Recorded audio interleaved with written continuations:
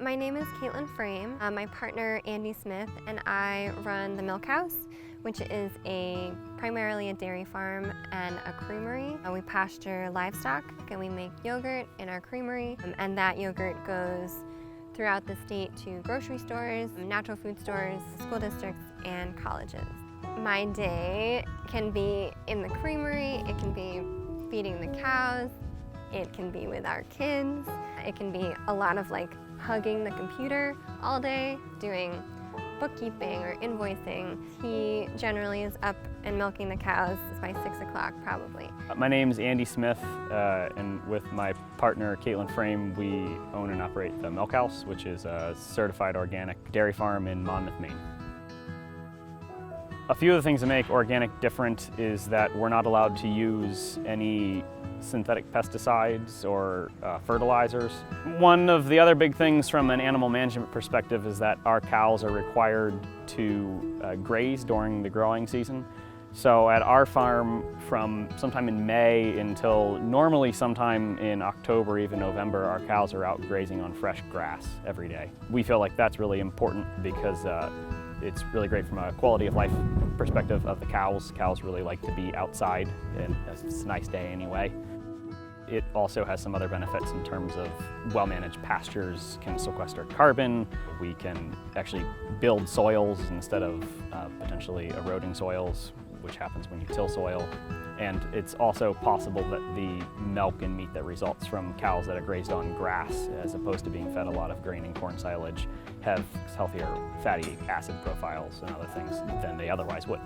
So here at TheMilkHouse, we milk between 30 and 40 cows at a time, but there are probably about 100 animals altogether, and that includes all the different groups. You've got your dairy herd, you've got your group of pregnant mamas, which we call dry cows, you've got little babies, and then sort of the next step up of teenage cows, and then we also raise steers for meat here as well. So we're looking at the whole life cycle of the cow. We want these cows to be with us for as long as they can. We have these years-long relationship with these animals, and so we want them to be as healthy as they can for their entire life here.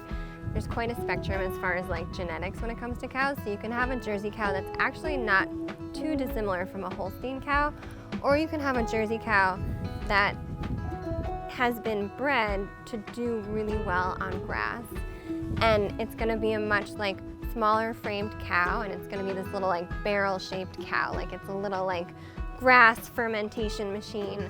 But they also have really high what we call components, so fat and protein. They're a super nutritionally packed milk. So it's that too. It's not just volume, we're also looking at nutritional density.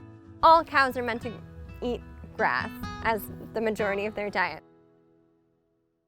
Rotational grazing, what we practice here at TheMilkHouse, is also the best practice for the land too.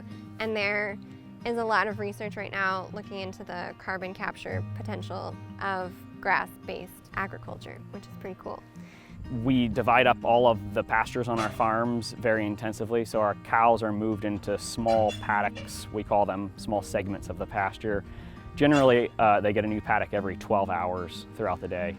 That does a few things. One, it encourages the cows to eat. We're always giving the cows something new and exciting, and the grass is always greener on the other side of the fence. That originated because of livestock, that saying, that is. And it really is true with cows. You can move them 5 feet and it'll be the most exciting thing they've ever seen.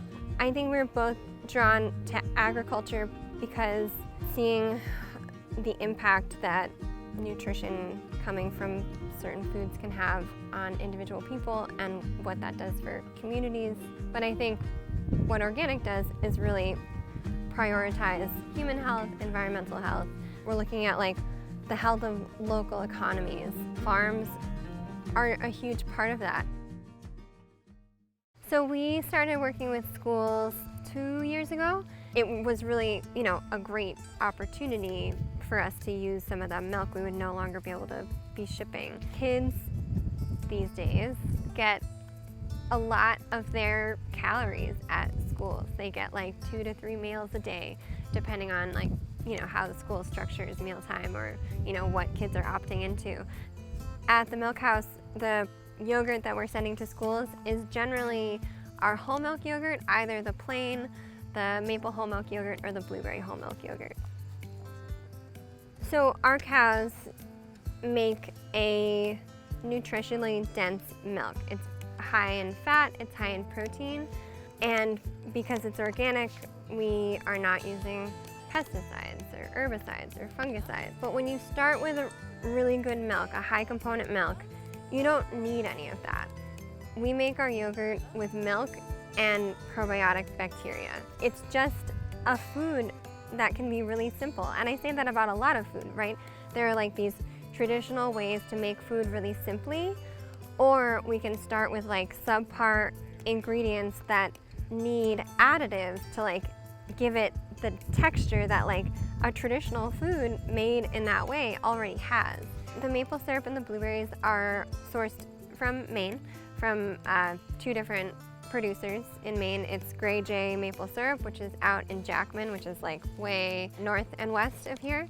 And then the blueberries are from Merrill's Blueberry Farms, which is up in Ellsworth. And they are a processor, so they're buying from many blueberry farms up down east. It's really awesome to have that connection with those schools, to really give kids the chance to have a connection with the exact farm that the product that they're consuming is coming from. And it really helps to support the local economy, because the money that the school district is actually spending on that food is all coming back to us instead of getting sucked up by middlemen and processors, as would happen in other systems.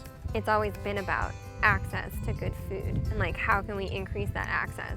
To think that we can send like 4 or 10 or 20 gallons of yogurt to a school and like the majority of the population of the school is being fed, that is very gratifying. What do we want our landscape to look like? You know, we have to prioritize farms and like the health of those farms and how those farms affect our ecosystems as well.